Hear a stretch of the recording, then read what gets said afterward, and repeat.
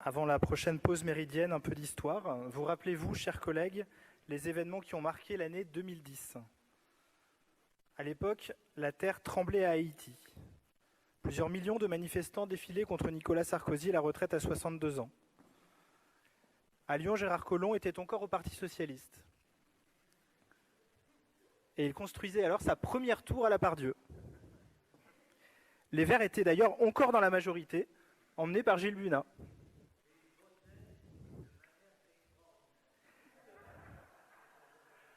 Et c'est toujours le cas. Merci à vous, Monsieur Bosetti, de poursuivre. Ma collègue Nathalie Perrin-Gilbert claquait juste la porte de la majorité municipale. Et Pierre Oliver réussissait brillamment son baccalauréat.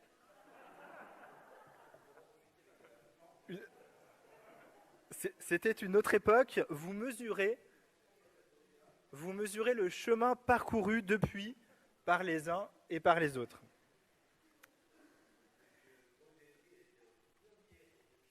Alors, poursuivez, Laurent. Mais si l'histoire déroule, elle ne déroule pas pour tous. Depuis 2010, la fonction publique, elle, n'a pas bougé. Elle est entrée dans une ère glaciaire, ce que les glaciologues ont dénommé depuis le gel du point d'indice. C'est-à-dire le gel de la part principale de leur rémunération, celle qui compte en plus pour le calcul de la retraite.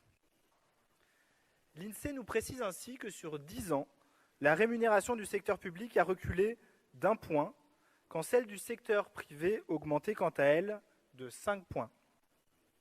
Et jeudi dernier, en conférence salariale, la ministre Montchalin a avoué aux syndicats que le point d'indice ne serait pas revalorisé non plus en 2022 et qu'il ne fallait d'ailleurs plus compter sur le point d'indice à l'avenir. À force de regarder la mer monter depuis 12 ans, les gouvernements libéraux ont profondément entamé l'attractivité salariale de la fonction publique. Sachez que les plus bas salaires du public, qui sont réglementairement indexés sur le SMIC, vont désormais talonner à 5 € près le salaire indiciaire d'un cadre intermédiaire. En d'autres termes, au 1er janvier 2022, il n'y aura plus de différence indiciaire entre quelqu'un qui embauche en catégorie C et quelqu'un qui embauche en catégorie B. C'est dans ce contexte délétère pour le service public que notre exécutif a décidé, en tant qu'employeur local, d'opérer une revalorisation des salaires inédite de plus de 7 millions d'euros. D'une part, pour considérer un personnel engagé, présent tout au long de la crise sanitaire, et d'autre part, pour revaloriser les métiers du service public de plus en plus boudés par les jeunes générations. Mes chers collègues, il s'agit là sans doute de la revalorisation la plus importante de France sur la période.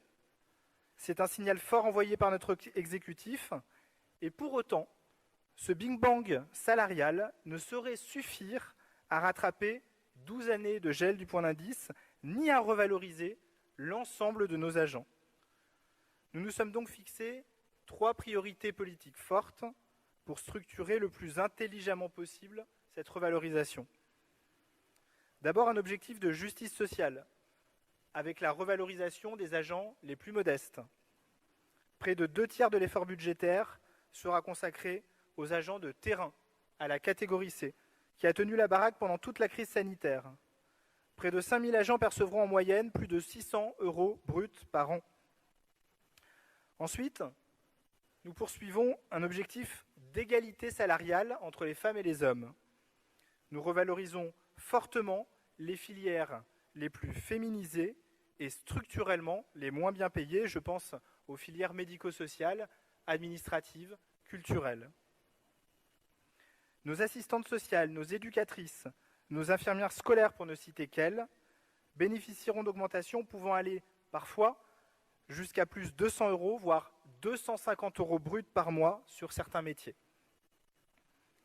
Enfin, nous avons porté une attention particulière aux métiers en tension.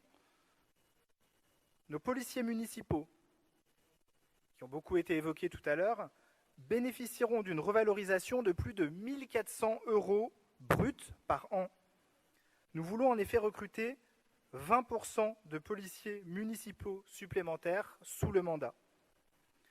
Nous revaloriserons aussi les professionnels de la petite enfance.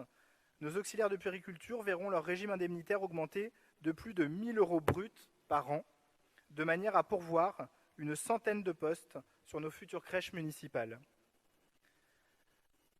Cet effort sans précédent, nous le réalisons tout en respectant le cadrage budgétaire que nous nous étions fixés en début de mandat.